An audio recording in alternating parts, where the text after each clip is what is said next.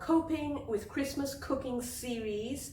And if you haven't subscribed, guys, you are not going to want to skip a beat. Subscribe today and you will get a new video every week loaded with brilliant ideas for an easy fix for Christmas festive eating. And to give you a head start, we are diving right into the Christmas showstopper with roasted chicken, smashed potatoes in butter, and an apple and peach crumble. And there's a secret sauce as well. We are going to show you a really easy apple and peach crumble recipe. And the great thing about this is preparation. You don't have to make this dessert on the day. You can make it ahead of time. So let's do it. All you'll need are 2 apples and 2 nectarines or peaches. You could always throw in an extra apple. Core and slice the peaches and apples. You don't need to peel the apples at all. This is a rustic kind of crumble. Just throw it all in. The key to having stress-free Christmas cooking is to plan ahead. If you're going to have a dessert, why don't you make it the day before? Slightly soften the fruit in a little butter, and you won't have to cook it for too long, just a matter of 5 minutes. And to that you're going to add a little bit of apricot jam, and the secret ingredient is a teaspoon of sugar and turmeric latte. So not turmeric spice, but turmeric latte, because those are packed with extra spices such as cardamom, and you'll get a hint of that. And once that is all mixed, set aside to cool.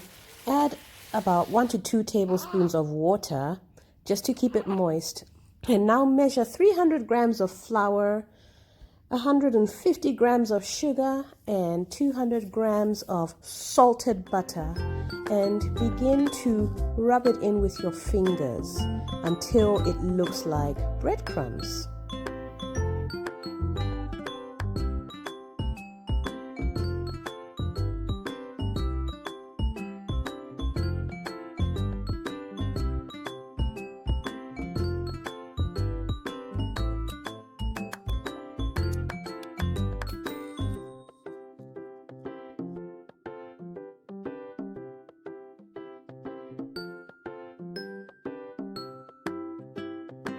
Bake in a hot oven at 180 degrees for 25 to 30 minutes. This season, we are learning how to cope with cooking at Christmas, and I have a lot of tricks and hacks in store for you. I would like to know, what is your favorite thing to eat at Christmas time? I love chicken. Turkey is a big thing, but it can be daunting. The great thing about having chicken is the sauce that goes with it. But before we get there, preparing the chicken is super easy. Just grab some butter and season it with either a chicken seasoning cube, spice with chicken, barbecue spice, anything you like. Just get loads of it in there and be very generous. Add herbs as well. What you're going to do is season this butter, mix it up, and then rub it all over the skin of the chicken. Remember what I said, be generous with the spices, and also make sure you get some in the cavity of the chicken.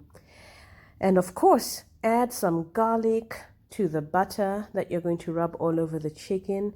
If you like, you can add ginger as well, fresh grated ginger, zest of lemon, but I'm going to show you a hack with this one. Just wait and see.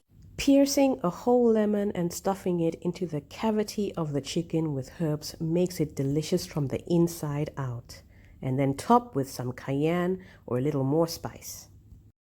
Then roast in a hot oven for 1.5 hours to 2 hours, depending on the size. You know, the thing about Christmas cooking is it can be so daunting and overwhelming, and you might actually start panicking towards the time. But the thing is, if you plan ahead, you will make your life a lot easier. And I have really good hacks for you for what you can do with your Christmas leftover chicken breast. In my family, we love going for the legs and the wings first, and then we're left with the chicken breast. But I have a fantastic recipe for you for the next day. And the secret lies in the gravy you make for your Christmas dinner. All you're going to need is a pot of concentrated stock. You can use a stock cube, but this packs quite an amazing punch. And some cream. The gravy is as easy as simmering the stock and some cream in a mixture of butter and flour. So the reason why I love this recipe is it makes a really punchy gravy for your roasted chicken that even if it's really hard to get all your seasoning into your chicken meat, the gravy has an amazing taste. It tastes like chicken and it just gives your roasted dinner a lift.